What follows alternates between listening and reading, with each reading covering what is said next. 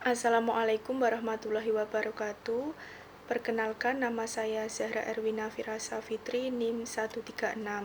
Di video ini saya akan menjelaskan tentang rancangan kurikulum untuk pendidikan anak usia dini, di mana PAUD ini bernama PAUD Nur Afiqoh, yang rancangan kurikulumnya berkaitan dengan materi psikologi belajar.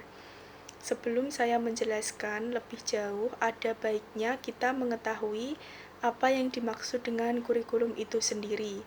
Menurut Padmonodewo dalam Fatanagina dan kawan-kawan tahun 2020 halaman 69, kurikulum adalah suatu perencanaan pengalaman belajar secara tertulis. Kurikulum akan menghasilkan suatu proses yang akan terjadi seluruhnya di sekolah. PAUD Nur Afiqoh menerima peserta didik mulai dari usia 1 sampai 4 tahun, di mana usia tersebut termasuk usia emas bagi kehidupan anak.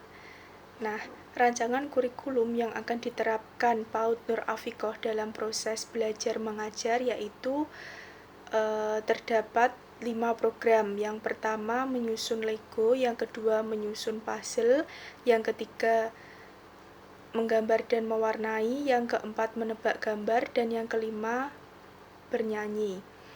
Di mana masing-masing program tersebut memiliki tujuan. Yang pertama menyusun Lego. Dengan menyusun Lego, anak akan belajar tentang kesesuaian bentuk dan warna, serta berpikir untuk menyelesaikan masalah. Yang kedua menyusun puzzle. Dengan menyusun puzzle, anak akan belajar tentang berbagai bentuk dan ruang untuk kemudian berpikir bagaimana agar menjadi sebuah karya yang dapat dinikmati. Kemudian program yang ketiga menggambar dan mewarnai. Program ini diharapkan mampu untuk melatih motorik kasar anak. Yang keempat menebak gambar. Dengan menebak gambar, anak akan belajar tentang pemahaman kata dan benda sesungguhnya. Misalkan dengan disediakan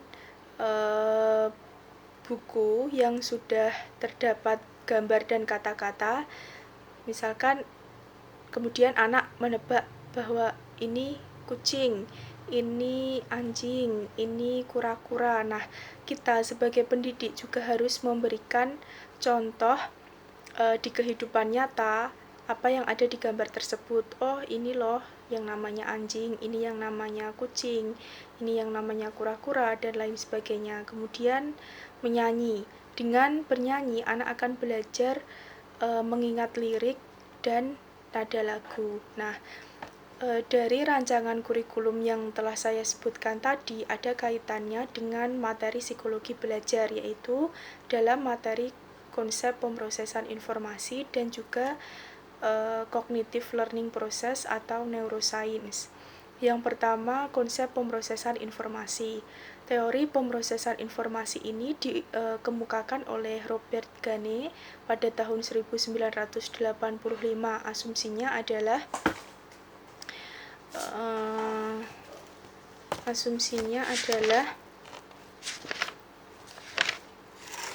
pembelajaran merupakan faktor yang sangat penting dalam perkembangan.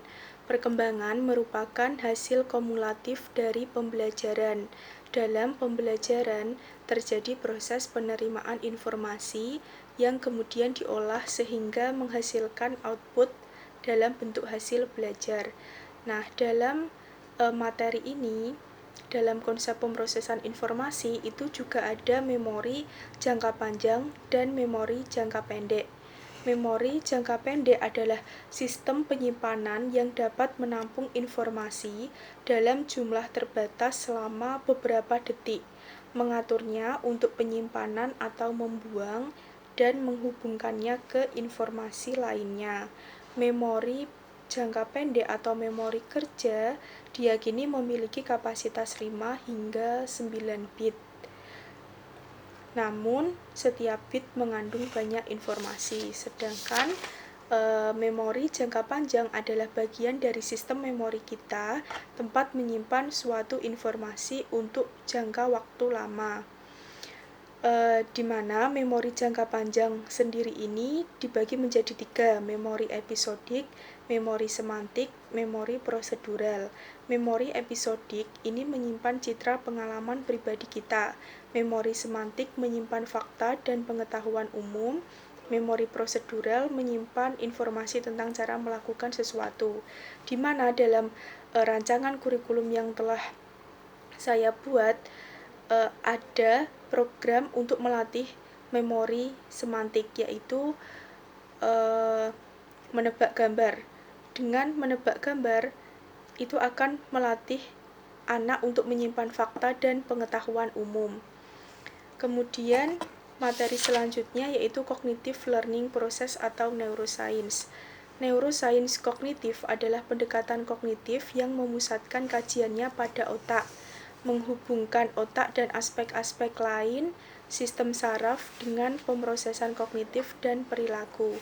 Nah, dari rancangan kurikulum yang telah saya buat itu akan menghasilkan output belajar yang berbeda-beda di setiap individunya, karena masing-masing individu juga memiliki dominan dalam penggunaan otaknya secara masing-masing. Misalkan individu yang dominan menggunakan otak kirinya, ia menyukai kata-kata, simbol, dan huruf, gemar mengikuti kegiatan-kegiatan yang merangsang kemampuan artikulatif, mengerjakan suatu pekerjaan dengan menggunakan jadwal yang teratur dan alokasi waktu yang sesuai, dan lain sebagainya. Sedangkan individu yang dominan menggunakan otak kanannya, ia lebih bisa berpikir dalam bentuk gambar atau skema, lebih suka dengan segala sesuatu yang bersifat acak, lebih menyukai lingkungan belajar yang bersifat spontan, dan lain sebagainya. Oleh karena itu, output belajar yang dihasilkan nanti juga akan berbeda-beda hasilnya. Demikian penjelasan tentang rancangan kurikulum yang telah saya buat untuk pendidikan anak usia dini. Mohon maaf apabila ada kesalahan kata dan perbuatan. Wassalamualaikum warahmatullahi wabarakatuh.